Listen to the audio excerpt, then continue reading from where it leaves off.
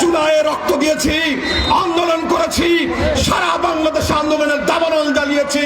PR পদ্ধতিতে যদি নির্বাচন না হয়, 20 চরমানের আহ্বানে টেকনাফ থেকে তেতুলিয়া নারী পুরুষ যুবক বৃদ্ধ আবার বৃদ্ধ বনিতা ওলামা তবা আন্দোলনের আবার প্রস্তুতি নিতে হবে। বাংলার অধিকার আদায়ের জন্য আবার সংগ্রাম করতে হবে। বাংলার অধিকার প্রতিষ্ঠিত না হওয়া পর্যন্ত আমরা ব্যারাকে ফিরবো না ইনশাআল্লাহ। আসসালামু আলাইকুম ওয়া রাহমাতুল্লাহ। إن الحمد لله والصلاة والسلام على من لا نبي بعده أما بعد فأعوذ بالله من الشيطان الرجيم بسم الله الرحمن الرحيم।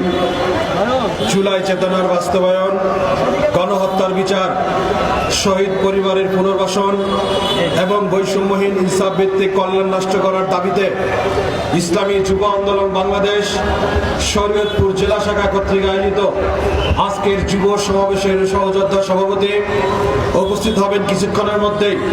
আজকের যুব সমাবেশের মধ্যমণি আমাদের প্রাণপ্রিয় আমির, বাংলার শান্তিকামী, মুক্তিকামী, স্বাধীনতাকামী, গণমানুষের প্রিয় আস্থাভাজন নেতা, ইসলামী আন্দোলন বাংলাদেশের মহতারাম আমির পীর সাহেব চরমনাই। উপস্থিত রয়েছেন জাতীয় নেতৃবৃন্দ, সহযোগী সংগঠনের নেতৃবৃন্দ এবং আগামীর বাংলাদেশ গড়বার স্বপ্নদ্রষ্টা শরীয়তপুরের তৃণমূল থেকে ছুটে আসা প্রিয় ভাই যুবক বন্ধুগণ, সকলকে নতুন স্বাধীনতার শুভেচ্ছা জানাই। ভাই বন্ধুগণ, আমরা এখন যে পর্যায়ে এসে দাঁড়িয়েছি 25-এর এই সময়ে, আমরা একটি ভয়ঙ্কর সময় পার করে এসেছি গত 16 বছর। নট অনলি 16 ইয়ার্স, আমরা যদি একটু ফ্ল্যাশব্যাক দিই, স্বাধীনতার স্বাদ, স্বাধীনতার যুদ্ধ আমরা প্রত্যক্ষভাবে এখানে যারা রয়েছে জেনজেড জেনারেশন সহ স্বাধীনতার পরে আমরা যারা জন্মেছি আমরা কেউ দেখি নাই, বাট আমরা পুস্তকে পড়েছি, পত্রিকায় পড়েছি, আমরা ডকুমেন্টারিতে দেখেছি স্বাধীনতার সেই সময়কার ভয়ঙ্কর মুহূর্তগুলো আমরা কিছুটা হলেও হৃদয়ঙ্গম করতে পেরেছি। যে সময় পূর্ব পাকিস্তানের মানুষদের উপরে নির্যাতনের দৃষ্টি রোলার চালাচ্ছিল, বৈষম্যর চরম মাত্রা যখন ছাড়িয়ে যাচ্ছিল, পূর্ব পাকিস্তানের মানুষদেরকে যখন নির্যাতনের নিষ্পেষিত হচ্ছিল, সকল নির্মমতা নিষ্ঠুরতা যখন হার মেনে যাচ্ছিল, সেই সময় পূর্ব পাকিস্তানের মানুষজন দল মত নির্বিশেষে সবাই এক চাপে একযোগে নামে পড়েছিল। বাংলার মানুষদের যা ছিল তা নিয়ে শত্রুর মোকাবেলায় ঝাঁপিয়ে পড়েছিল। 9 মাস রক্তক্ষয়ী সংঘর্ষের মধ্য দিয়ে আমরা পৃথিবীতে একটা মানচিত্র ছিনিয়ে এনেছি, বাংলাদেশ নামের ছোট্ট একটি ভূখণ্ড পেয়েছি। কিন্তু দুঃখ এবং ভারাক্রান্ত হৃদয়ে শরীয়তপুরের এই শহীদ মিনারের প্রান্তে দাঁড়িয়ে বলতে চাই, 71-এ আমরা বাংলাদেশ নামের ছোট্ট ভূখণ্ড পেলেও গত 54 বছরে বাংলার মসনদে যারা ক্ষমতায় গিয়েছেন, বাংলার জনগণের ভাগ্য পরিবর্তনের কথা বলে যারা দেশ চালিয়েছেন, তারা প্রকারান্তে বাংলাদেশের শাসনের নামে তারা শোষকের ভূমিকা অবতীর্ণ হয়েছেন। ঘুরে ফিরে তাদের চরিত্র একটাই, ভোটের আগে নানা কৌশলে, কেউ বা ধর্মের আবরণে, কেউ বা জনগণের ইমোশনকে কাজে লাগিয়ে ভোট ভিক্ষা নিয়ে তারা ক্ষমতায় গিয়েছে। তাদের নিজেদের ভাগ্য পরিবর্তন করেছে, নিজের পরিবারের ভাগ্যকে নিশ্চিত করেছে, পরবর্তী 14 জেনারেশন বসে খাওয়ার সুবন্দোবস্ত করেছে। আমরা বিনিময়ে বাংলার ভাগ্যগত মানুষ বারবার আমরা তাদের কাছ থেকে ধোঁকা পেয়েছি।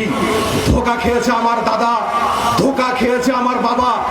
আমরা এই জেনারেশন আর কোনো ধোঁকাবাজির ফাঁদে পা দিতে রাজি না।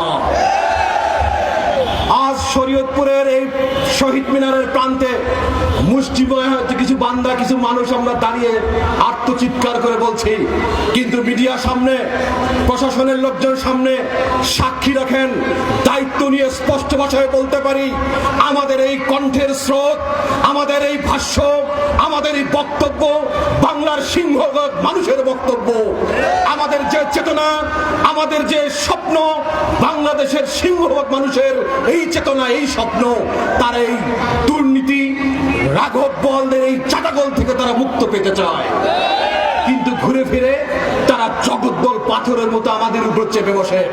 গত 16 বছর যে সৈন্য শাসক আমাদের উপর চেপে বসেছিল জগদ্দল পাথরের মতো, তারা ভেবেছিল কিয়ামত কায়েম হয়ে গেলেও, ইসরাফিল সিংহারে ফুৎকার দিল, তখনও বোধহয় তাদের পথ তাদের নষ্ট হবে না, তাদের ক্ষমতা বোধহয় তখনও ছাড়বে না। তাদের ভাবখানা ছিল এরকম। স্বৈর শাসক সেই গণভবন থেকে শুরু করে শরীয়তপুর নয়, বাংলার টেকনাফ থেকে তেতুলিয়া, আনাচে কানাচে ছড়িয়ে ছিটিয়ে থাকা বড় নেতা, ছোট নেতা, পাতি মাস্তান, লুলা মাস্তান, ল্যাংরা মাস্তান, সব মাস্তানের আধিপত্য এমন তৈরি হয়েছিল, বাংলাদেশকে একটি দুর্নীতির করদ রাজ্যে পরিণত করেছিল।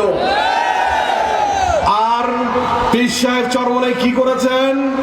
1987 সালে ইসলামী আন্দোলন বাংলাদেশ জন্মগ্রহণ করার পর গত 38 বছর বাংলার খেটে খাওয়া মানুষদের কাছে গিয়ে মানুষদের ইতিবাচক পরিবর্তনের কথা বলেছেন।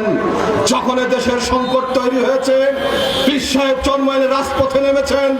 যখন ইসলামের বিরুদ্ধে কটূক্তি করেছে পীর সাহেব চরমনাই আন্দোলন করেছেন।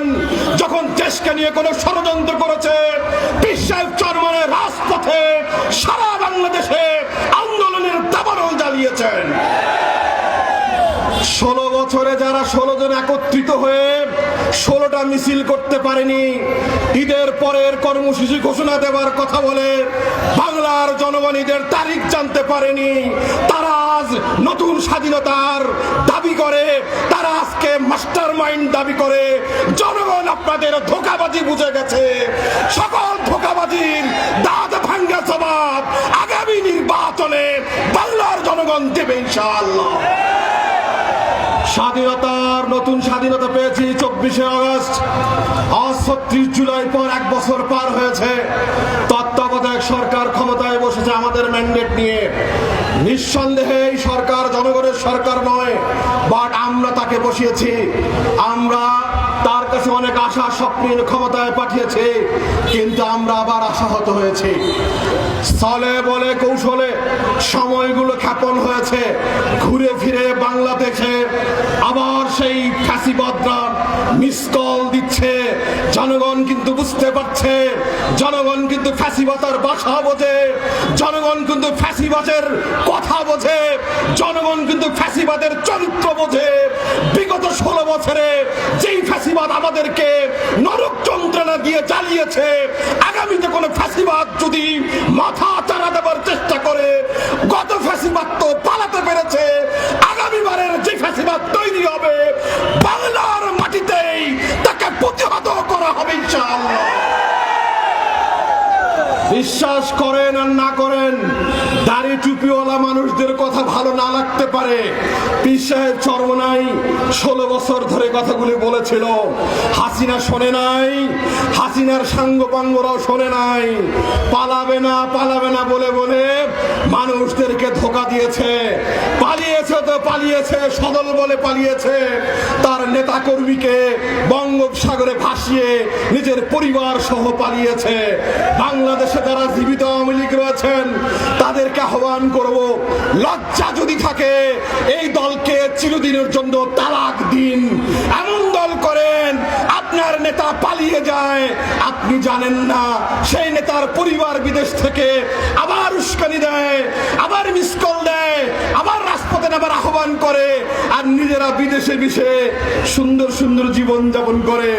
আওয়ামী লীগের বাংলাদেশে যারা বর্তমানে জীবিত আওয়ামী লীগ রয়েছেন, চরিত্র যদি ন্যূনতম থাকে আওয়ামী লীগের নাম আর কিয়ামত পর্যন্ত উচ্চারণ করবেন না।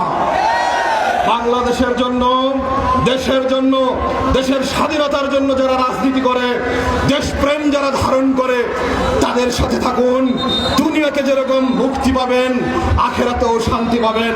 ভাই বন্ধুগণ, ইসলামী যুব আন্দোলন আজকের যুব সমাবেশ দ্ব্যর্থহীন কণ্ঠে বলতে চাই, গত 36 জুলাই আগস্ট 36 জুলাই বাংলাদেশে যে হত্যাকাণ্ড ঘটানো হয়েছে, ফ্যাসিবাদ যেভাবে নির্মমভাবে আমাদের যুব সমাজের উপর গুলিবর্ষণ করেছে, ফ্যাসিবাদের তৈরিকৃত সেই প্রশাসন আমাদের যুব সমাজের বুকে গোল বন্দুক ঠেকিয়েছে, আবু সাইদ মুগ্ধ জীবন দিয়েছে।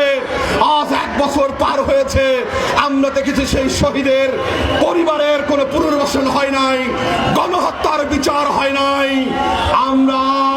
আমরা দেখেছি, আমরা হতাশ হয়েছি।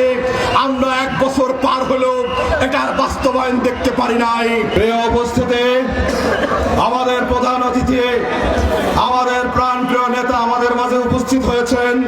সমাবেশের পক্ষ থেকে শুভেচ্ছা জানাই। বলছিলাম, বাংলাদেশের এই পরিবর্তিত অবস্থায় আগামী দিনে যদি নির্বাচন হয়,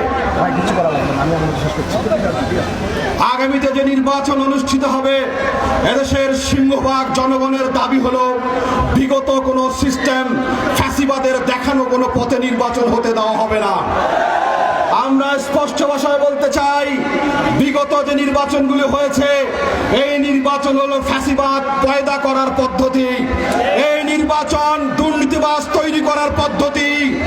এই নির্বাচন জনগণের ভোটাধিকার নষ্ট করার পদ্ধতি। অতএব বাংলাদেশের জনগণের ভোটাধিকার নিশ্চিত করবার জন্য, দেশের জনগণের ভোটাধিকার নিশ্চিত করবার জন্য, অধিকার নিশ্চিত করবার জন্য, মতামতকে প্রতিষ্ঠা করবার জন্য একটি মাত্র পদ্ধতি, সেটি হল পিআর পদ্ধতির নির্বাচন। আপনারা কি পিআর পদ্ধতিতে নির্বাচনের পক্ষে আছেন? শরীয়তপুরের মানুষকে বুঝে থাকলে পিআর পদ্ধতির পক্ষে অবস্থান গ্রহণ করতে হবে। পিআর পদ্ধতির আওয়াজ 28 জুন পীর সাহেব চরমনায় যখন ঐতিহাসিক সোহরাওয়ার্দী উদ্যানে আন্দোলনের মাধ্যমে বাংলার দেশবাসীর কাছে উত্থাপন করেছিল, ঠিক সেই সময় থমে আর এক জায়গায় আগুন লেগে গিয়েছে। যারা বুঝে নিয়েছে, ধরে নিয়েছে পিআর পদ্ধতিতে হলে তাদের 12টা বেজে যাবে। যদি সাহস থাকে, যারা মনে করছে ক্ষমতায় গিয়েছেন, ক্ষমতায় চলে গেছেন, যদি সাহস থাকে, পীর সাহেব চরমনের আহ্বানকে চ্যালেঞ্জ হিসেবে গ্রহণ করুন এবং পিআর পদ্ধতি নির্বাচনের জন্য প্রস্তুতি গ্রহণ করুন। চুলায় রক্ত দিয়েছি, আন্দোলন করেছি, সারা বাংলাদেশে আন্দোলনের দাবানল জ্বালিয়েছি। পিআর পদ্ধতিতে যদি নির্বাচন না হয়, পীর সাহেব চরমনের আহ্বানে টেকনাফ থেকে তেতুলিয়া, নারী পুরুষ যুবক বৃদ্ধ, আবাল বৃদ্ধ বনিতা, ওলামা